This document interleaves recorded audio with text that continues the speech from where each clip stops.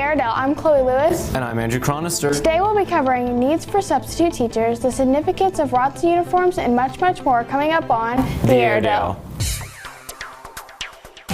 Directly from the Alma High School News Studio, covering news and sports from where it matters. You're watching The Airedale. Alma High School has a program called Naval Junior Reserve Officer Training Corps, NJROTC for short. They have a complex curriculum, but that isn't the highlight right now. We are instead going to focus on the uniforms that they wear. Grayson Hopper and Tyler Wilcox spoke to Lieutenant Commander Raymer about the NJROTC uniforms. Uniforms are a common practice for ROTC companies around the world, but why do they wear uniforms? We asked Lieutenant Commander Michael Raymer about the components of the uniform and its significance within the school. The uniform is a great tool that we use to ensure compliance with regulations and standards. There is a very strict set of guidelines that must be followed when wearing the uniform. Some of the directions are very confusing, very difficult to interpret, but ultimately it forces our cadets to pay attention to detail and ensure that they put their uniform together as perfectly and flawlessly as possible. So the components of the uniform, we have selected our commanding officer today because she, quite frankly, wears more on her uniform than most cadets, which is why she is the commanding officer her senior year. On the right side of her collar here, you will see her rank insignia. Her rank insignia is that of Cadet Lieutenant. Cadet Lieutenant has 3 gold bars in parallel like that. On the other side of the collar, you'll see what we refer to as the J bar. The J bar says JROTC on it, stands for Junior Reserve Officer Training Command. Underneath her J bar, also on the left side, you see a ribbon rack. Ribbon rack is a visual representation of all of her accomplishments throughout her career at Alma High School. The very top of the rack, closest to the center, would be her most important ribbon, highest achievement, and the bottom outside corner of the rack would be the least important accomplishment. And on the other side, she simply has her name tag and then her ribbon as the commanding officer of the Alma NJROTC unit.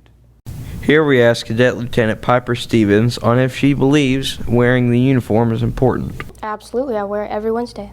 I believe that is very important and it has a great influence on our cadets. We asked Lieutenant Commander Michael Raymer on the typical cost of a uniform. The basic uniform, which is very similar to what you see me wearing today, costs our cadets, or costs approximately $250. When you add a jacket to that, it adds another $100, and many of our cadets, such as Piper Stevens, have what's called service dress blues, which is our dress uniform, and that adds another several $100.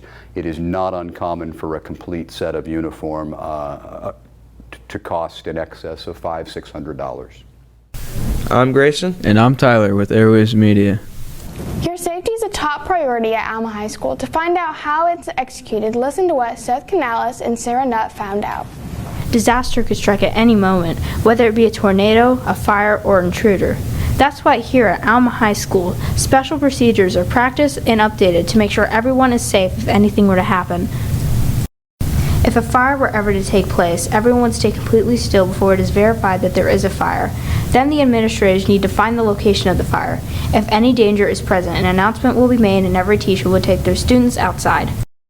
Although the tornado shelter is a bit of a walk to get to, Alma High School is very prepared for a tornado. Someone will be watching the weather all day, and if anything ever does happen, all students will be taken to the shelter a long time before the storm actually hits. We interviewed Mr. Reeves himself about how he feels keeping the students safe. So if we can be proactive, that can help us, but there are always going to be things that we can't plan for. And that's the difficult part, is we can't plan for it. So when difficult things happen like that we can't plan for, we just have to react the best way we can with the information we have. Mrs. Nyhouse also talks about seeing the birth of the Alice procedure and how shocking it was to see the rules be put in place. You never ever heard of a school shooting the first 20 years I taught school. Schools were the safest place for a kid to be. People just did not come into schools and do that. We now have to have a course every year on what to do for school shootings, how to handle it, how to handle the kids, where to take the kids, keep our doors locked in between classes. And so that's become something that I never thought we would have to deal with here. This story proves that Alma High School is prepared for anything and at any time. I'm Sarah Nutt with Airwaves Media. You know, today at lunch I saw this girl drop her papers. Did you help her pick them up? Oh, well, of course, who wouldn't? Somebody without good ethics would. What's that? I've never even heard of that. Ethics are needed to make a business stronger and have customers that trust your business. Alma DECA members interviewed a small business owner of the Crafty Hands Code to find out more about ethics. Ethics are needed to make a business stronger, but how? My shop is Crafty Hands Co-Designs. We sell mostly on Etsy, but we come to local farmers markets also to sell. Ethics are important because it defines the trust between you and your customers. If there's no trust, then they're not going to trust that what you're advertising is what you're giving them. They're not going to trust that you're going to give them the product at a good and reasonable price, and that you're treating every customer with the same respect. What exactly is ethics? Ethics to me is making sure that you have equal and fair treatment to all customers, and making sure that your trust between you and your consumer, your business and the consumers and your customers is equal. I'm Chloe Lewis from Airwaves Media. Substitute teachers are a pivotal part of any school district. Right now, the Alma School District is in a sort of shortage of substitutes. Heston Everett and Dalton Davis have shown some light on this issue. Substitute teachers are an imperative part of schools worldwide. We need them to fill in for when a teacher may be ill or absent from their job. They are very needed to fill in when necessary. We interviewed Mr. Kirkendall about more information about the need as well as the shortage of substitute teachers. Substitutes, sometimes the way they choose, they have the option to choose when a job gets posted. We have an automated system called the Frontline that teachers put in their absences, and whenever a teacher posts an absence, it comes, if you're a registered substitute, it comes through their phone or their computer, and they are able to choose which job that they want. Sometimes, however, if a teacher is going to be absent and we know it ahead of time, we can request certain subs and put them in for them, and so that they don't have to actually fill it out themselves, they're already done for them. Well, substitutes, if they typically make around $80 a day, and so we have money set aside for teachers that are absent. So they have to do a background check when they start. They get paid, based on once they get their background check and they actually come to start working for us for a full day, they get $80 a day. So there's a lot of money. There are several $1,000s in each school's budget to allow for substitutes each year. Okay. If we don't have substitutes to adequately fill our jobs when teachers are absent, we can't have school.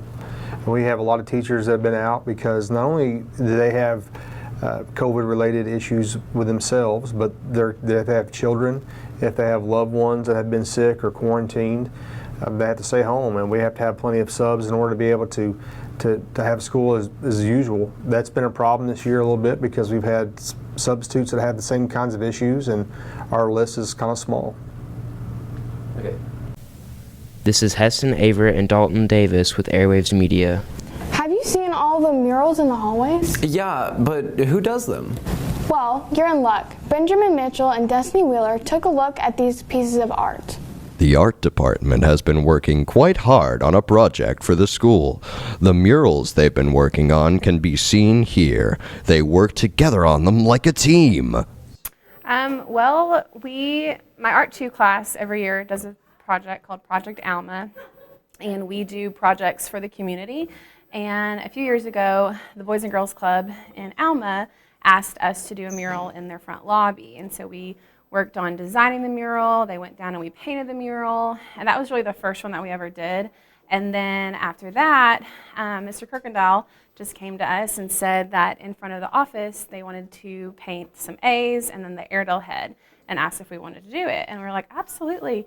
And so we drew up that, projected it, drew it, painted it, and then from then on it's just kind of dominoed. And so then we painted the one in the front hallway, and then we've done more on the school, and we've even done some in the Performing Arts Center. So we just kind of started doing it, and then it just kind of hasn't stopped. Students who are a part of this and since I was a TA, she was like, would you want to work on it with us? And I said, sure. So I just kind of went out there during second period and worked on it for 30 to 40 minutes. Here's Miss Ferguson explaining her process. So I always tell people that Mr. Kirkendall is the boss. He's the one that tells me if I can paint. I'm just the one that paints. So usually how it works is I will design the design. I'll kind of get feedback from the teacher of kind of what they're wanting or what they're thinking, if they have anything in mind, and then I actually design the mural on my iPad.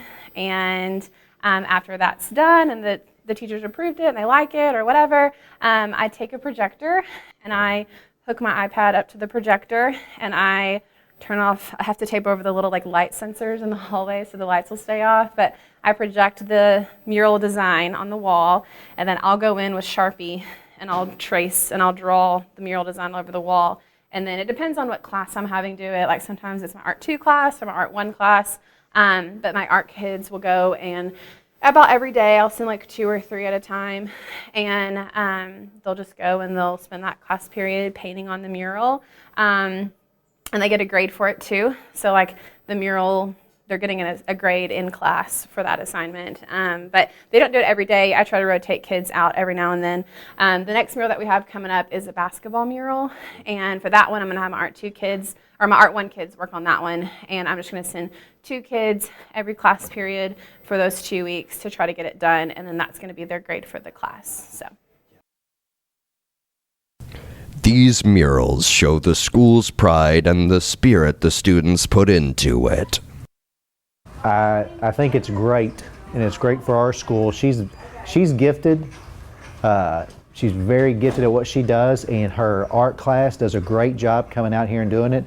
And it takes bland walls like this one right here, and it puts it sparks some life into it.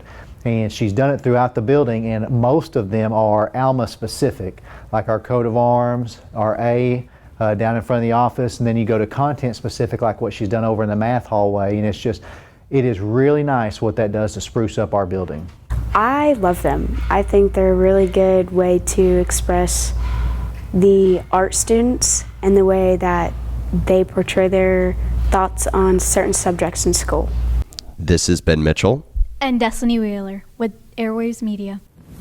Do right and be kind is a motto used by the school district and is a prevailing concept throughout. Remy Scarber and Dallin Hamby took a look at the Choose Love program here at Alma High School.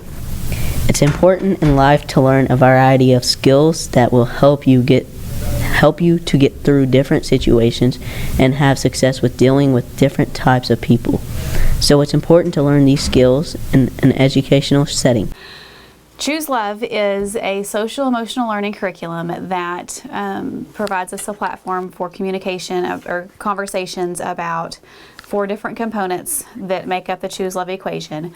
They are courage, gratitude, forgiveness, and compassion in action. So we will work through that through this year.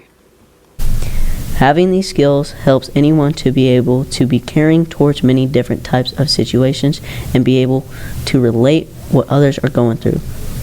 The cool thing about Choose Love is that it takes into account real life situations. CAPS advisors will give scenarios that they have gone through themselves, maybe for courage or compassion. This week, 9th graders talked about power poses. So CAPS advisors were supposed to show their power pose and talk about a time where they had to muster up some courage and stuff. So you get to have extra interactions with teachers that maybe you wouldn't otherwise have, and see those teachers as real people who have gone through some struggles and how they've come out on the other side of it, which is always a good thing for kids to talk about. I'm Dallin Hamby and Remy Scarber for Airwaves Media. Cooking is a lot of fun and can be extremely rewarding when a meal is created. Yet, safety must be a concern while cooking. Brianna Langston speaks with an expert to learn how to be safe in the kitchen. Ms. Blackwell's food and safety class is learning a lot from her about knife safety and kitchen safety, which is an important part of being safe while cooking. It's very important that students know how to cook correctly in the kitchen. I want to make sure they're safe when they're in here, whether that's safe with using the stove or using knives. When in the kitchen, it's good to know all safety measures and have a first aid kit close by. that you use the correct tools and you know how to use them correctly so that you don't cut yourself in the kitchen. And then if you do cut yourself, you need to know what to do, like run it under warm water, apply pressure, and then if it's still bleeding, you might need stitches. It's great to know your way around a kitchen and how to cook safely while enjoying what you are cooking. My students have a pretty good idea, but every week when we're in the kitchen, I'll still remind them of things that they need to look out for and make sure they don't have an accident in the kitchen. This is Brianna Langston with Airwaves Media. Technology is changing more and more, yet it is also becoming more advanced in how it is utilized. Jackson Frey Aldenhoven dives deep into the world of virtual reality. As years pass, virtual reality grows more and more popular. Virtual reality is a computer-generated stimulation of a three-dimensional image or environment that can be interacted with in a seemingly real or physical way by a person using special electronic equipment such as a helmet with a screen inside or gloves fitted with sensors which allow you to touch and feel objects in VR like they are really in your hand. Because of its recent popularity with powerful headsets coming to the market, I interviewed 3 virtual reality players on their take on the matter. I can go anywhere and be whatever I want. Actually quite a lot. I am a very good friend, and I meet a lot of amazing people all the time. Well, when I first got it, I didn't really have friends. And the more I figured out how to play it, I met new people, and as soon as I joined a new game, I immediately made a friend. It helped me because I was really having a hard time, and I really wasn't making any good friends. I always believed that they were fake in real life. I didn't really have much good friends that were great for me, so it really helped me.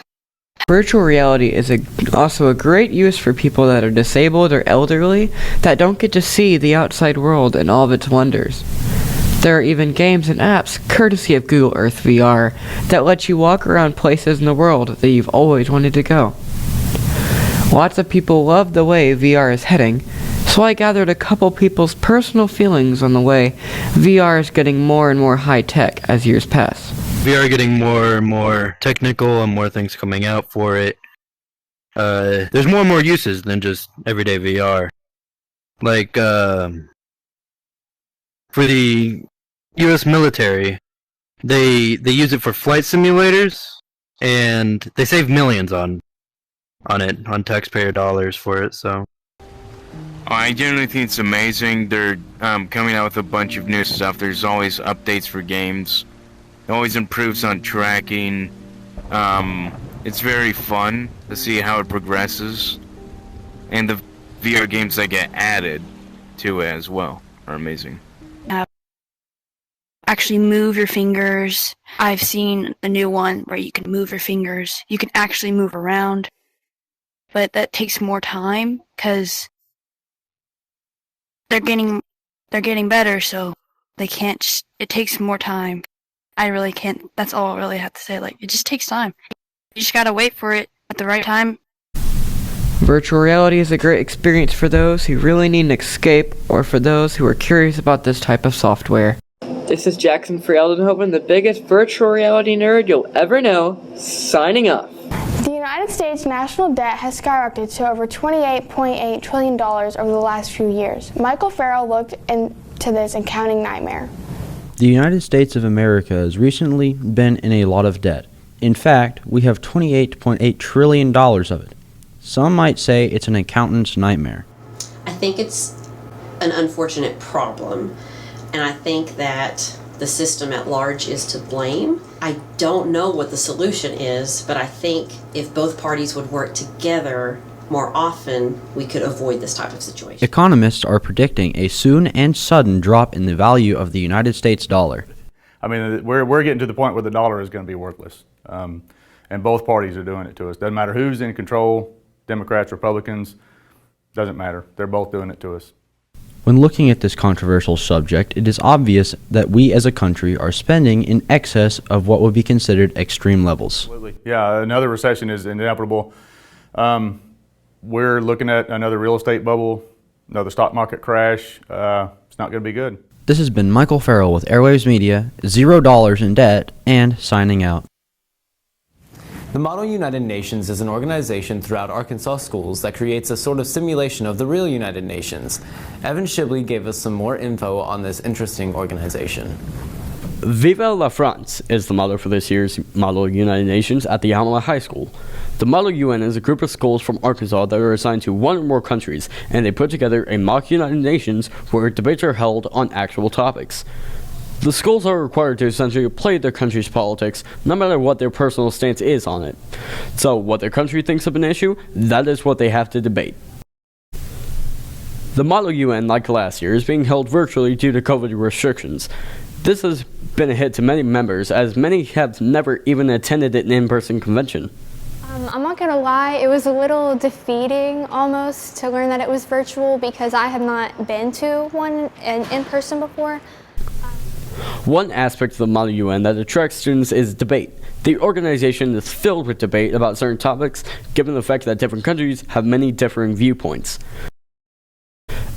Debate is also enticing because it is regulated during sessions, so nothing gets too heated. Students also just like an excuse to argue.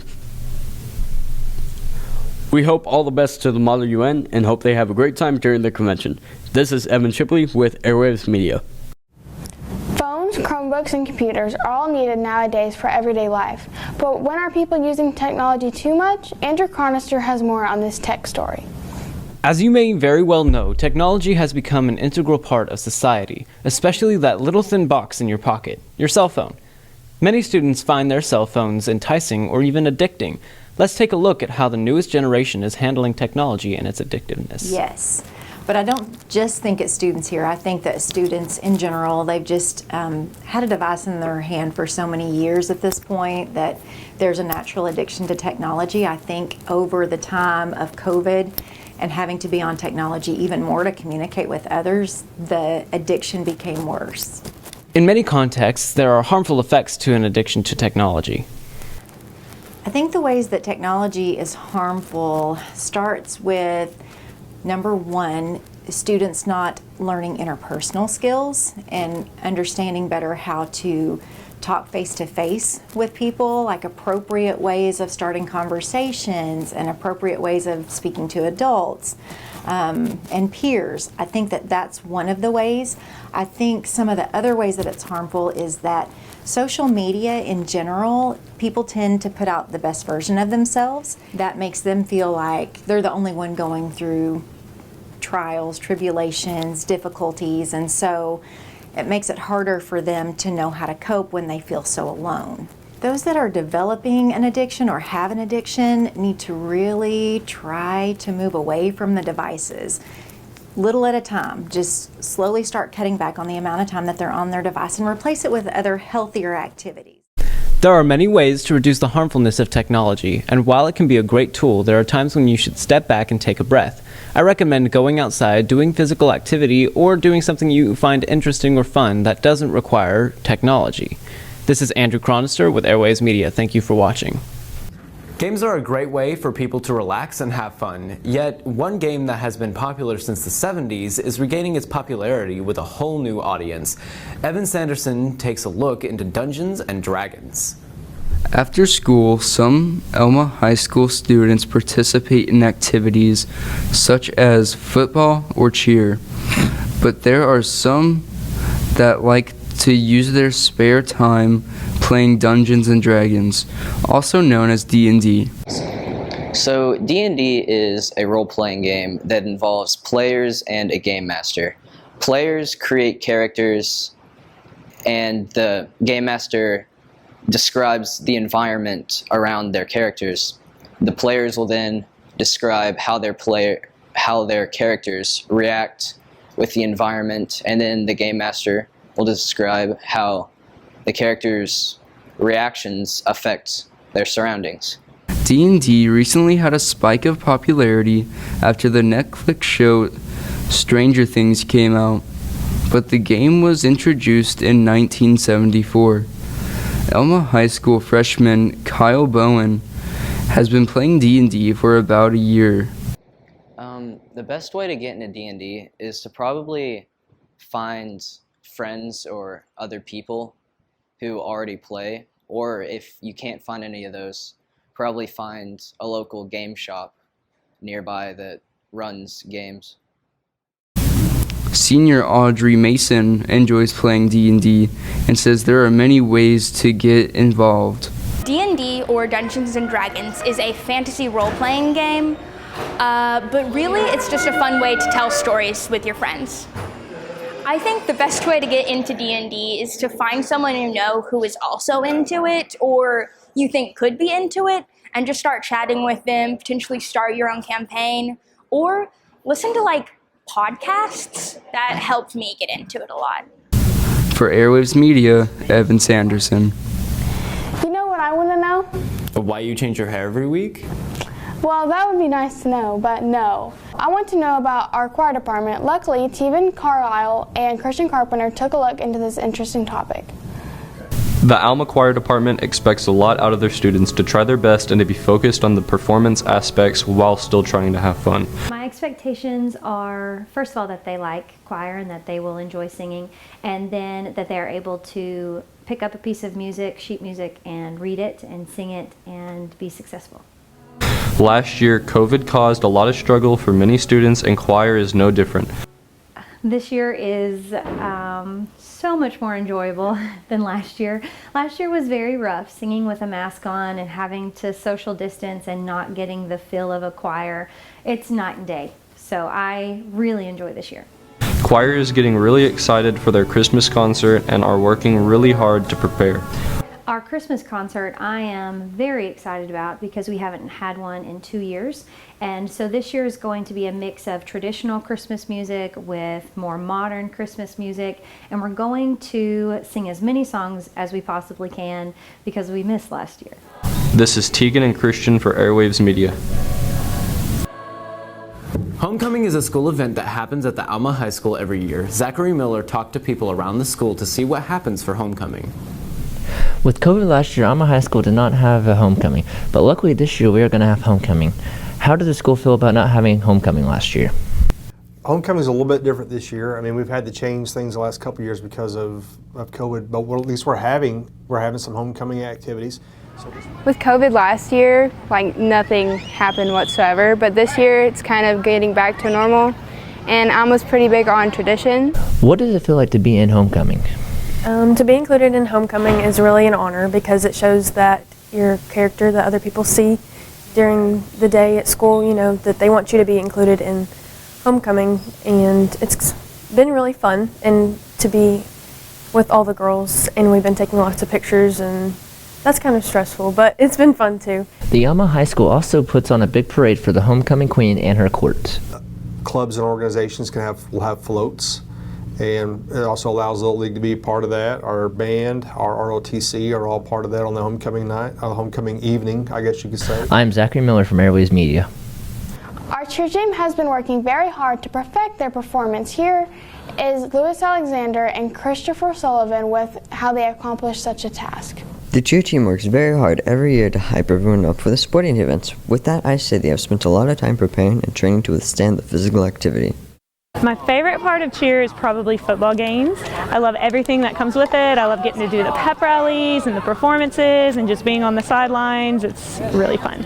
Cheer veterans and amateurs are all welcome to be a part of this incredible program.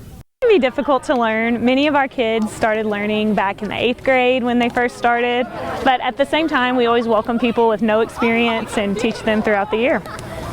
If you are interested in cheer, see Coach Law for more details. I'm Chris Sullivan and Louis Alexander with Airwaves Media. That concludes this episode of the Airedale. Thanks for watching. Don't forget to like and subscribe to our YouTube channel and follow all of our social medias at Airwaves Media. And tune in to the Instagram to check out this week's bloopers. And as always, go Airedales.